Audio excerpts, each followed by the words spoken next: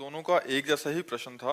महाराज जी, ये जैसे आप कहते हैं कि बच्चों में सुधार होना चाहिए, माता पिता सही आचरण होना चाहिए, ये कह रहे हैं, कुमार जी कह रहे हैं कि मेरे माता जी का किसी से संबंध है और पिताजी का किसी और से संबंध है, जिसके कारण आपस में उनकी लड़ाई होती रहती है और इस पे हमारे पे बहुत असर पड़ता है। वैसे ही जी कह रही हैं कि माता पिता के जब आचरण गलत हो तो घर पे बच्चों के बहुत असर पड़ता बहुत है महाराज बड़ी जी। समस्या है, बहुत बड़ी समस्या है। और आप लोग अपने को संभालिए। किसका प्रश्न है? हाँ, आप लोग अपने को संभालिए। बहुत कलयुग का विचित्र समय हो रहा है।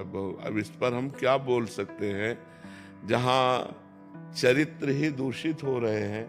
माता पिता बच्चों के चरित्र का निर्माण करने वाले गुरु हैं।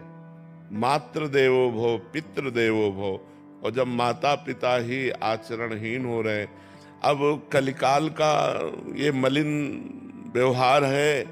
हमें लगता है बच्चों को अपने जीवन को संभालना चाहिए, ऐसे माता पिता से दूरी बना लेनी चाहिए।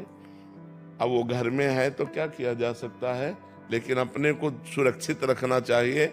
ज्यादा विरोध करने पर हिंसा के खेल होने लगते हैं। तो मुझे लगता है कि हिंसा ना करके, अपने जीवन को पाप में न डाल करके, उनके आचरणों की उपेक्षा करके अपने जीवन को बचाना चाहिए। मेरे इसी कारण मैंने 2 बार मतलब काफी बार माता पिता पे हाथ उठा दिया। वही तो मतलब, हिंसात्मक प्रवृत्ति ना करे, चुपचाप शांत अपने जीवन को। तो अब जब जैसे बच्चे सयाने हैं और देख रहे हैं कि माँ गंदे आचरण कर रही है, तो फिर असहनीय हो जाता है। पर हमें उन बच्चों से प्रार्थना करनी है कि ऐसा करने से आप जेल के अधिकारी होंगे, आप जेल में जाकर के कष्ट भोगेंगे। तो आप ऐसा क्यों करें? आप ऐसे माता पिता का मन से त्याग कर दें।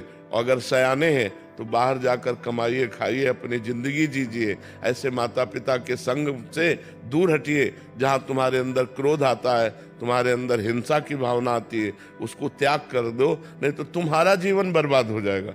मान लो तुमने माँ को मार दिया या पिता को मार दिया, तो जेल तुम्हें होगी, जेल के भागी बनोगे। तो फायदा क्या हुआ? पूरा जीवन जेल भोगो। वो अपने आचरण जो कर रहे हैं करने दो, तुम अपने जीवन को संभालो, पढ़ो लिखो, मेहनत करो, नौकरी पेशा करो।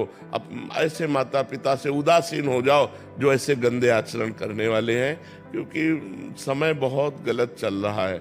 अब जैसे 50-60 वर्ष की आयु होने के बाद सबको चाहिए कि ब्रह्मचर्य से रहे और भजन करे।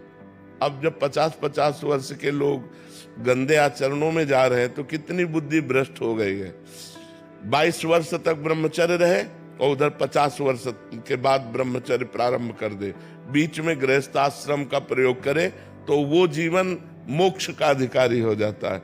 अब 22 वर्ष के पहले ही बच्चे व्यभिचार में उतर गए, अब 50 वर्ष के बाद वाले व्यभिचार में, तो मोक्ष और परमात्मा प्राप्ति और भगवत भजन, ये तो सब बहुत दूर की बातें हो गई। तो हम बच्चों तुमसे प्रार्थना करते हैं कि तुम अपने जीवन को संभालो, कभी हाथ मत उठाना, उन्हें मारना नहीं, तुम दूर हो जाओ, नौकरी पेशा करो, व्यापार करो, अपने जीवन को जियो।